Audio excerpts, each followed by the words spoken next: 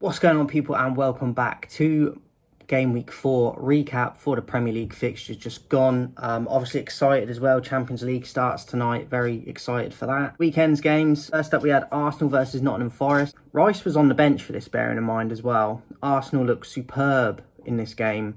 Zubimendi with a rare brace. You don't really see him do what he did in that game. Two well taken goals. Thought Madueke looked very, very good, and Eze started in this one also, but Madueke and Zubimendi and Gyökeres getting another goal, obviously. 3-0, easy win. Forest, as I expected, like for everything they're going through at the moment. I expected them to lose this one anyway, but Zubimendi really impressive and Arsenal really impressive with Rice not even starting. So, and for them to perform like they did without him, yes, they have other talented players in the squad, but a lot of their play runs through Rice, and it just shows the depth and strength that they've got. So 3-0 win for Arsenal, very convincing performance at home. Bournemouth 2, Brighton 1. I did think Bournemouth would win this one, but I thought it would be close, which it was. Very well taken first goal for Scott in the midfield for Bournemouth. Semenyo with a penalty. He was very good in this game, other than a penalty anyway, and Matoma on the score sheet for Brighton. It was a pretty exciting game. I feel like Bournemouth did enough to win it. Brighton had a few moments. I thought their best player was probably Minter. He seemed to be providing a lot of the danger. But Bournemouth were too strong in the end. Ran out 2-1 winners and having another fantastic season. Crystal Palace 0, Sunderland 0. Massive point for Sunderland. They've started really well this season. It's nice to see. And it could bode well for them at the end of the season because they've got points on the board early, and getting a point away to Palace are one of the best teams in the league at the moment, I think, so, and multiple cup winners in the last few years, so I think it's a huge performance for Sunderland going there and getting a point. This is more like 3 points for them, so great draw for Sunderland. Palace just lacked a little bit of that quality in a final third in this, but they'll be fine. But a 0-0 Palace-Sunderland. Everton versus Villa ended in a 0-0 also. I did think that Everton would win this one just off of form. They came into it, the team in better form. Grealish has been on fire. Villa managed to get a draw in the end, and they still look very, they don't look fluid at all at the moment. They look like just a jigsaw with missing pieces, but they did manage to grab a point in this.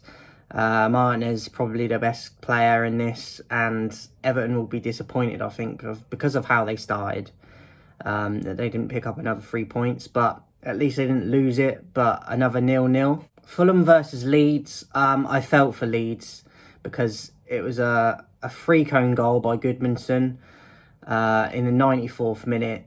I thought Leeds probably deserved to hang on to it in the end, but they obviously didn't. And it was just a cruel way for them to lose the game.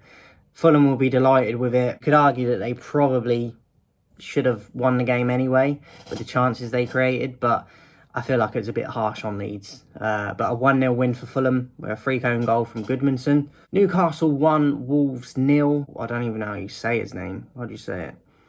For Voldemade, or I'm not sure how you pronounce it, but debut goal for him. He looks good. It looks like he can play a bit and also hold up the ball as well. Like, he looks versatile. He should be a good asset to them. I don't think he's going to be the player that Isak was, but it's hard to replace that sort of quality. But he looks like he's gonna offer them something different. Good assist from Murphy. He was good in this as well. Wolves, I am worried about them. They definitely don't look like they did last year. Obviously, they lost Cunha and Aït-Nouri, but yeah, I still expected them to, not necessarily in this game, but over the season to do enough to stay up. But at the moment, it's looking very worrying for them. But a good win for Newcastle in this. Probably should have won by more.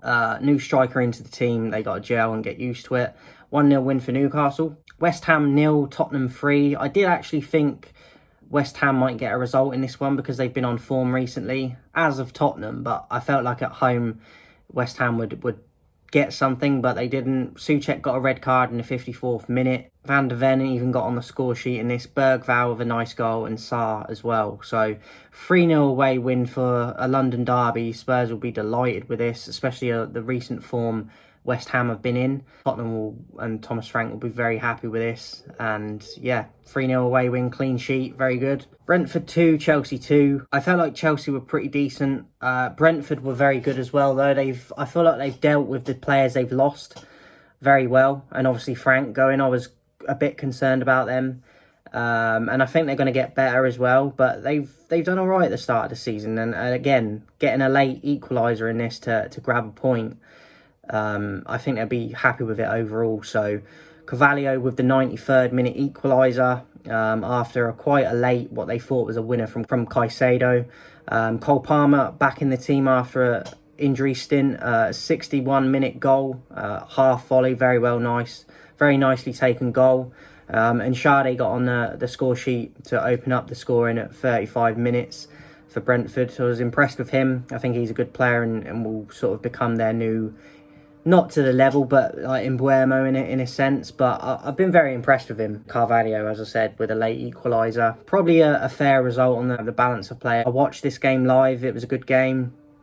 Chelsea feel hard done by to give it up right at the end like that, but it happens in football, and I think Brentford did enough to get a point from it, so I think a draw is a fair result in the end, 2-2. And then Sunday we had two games. We had Burnley-Liverpool, which finished 1-0 away at Liverpool.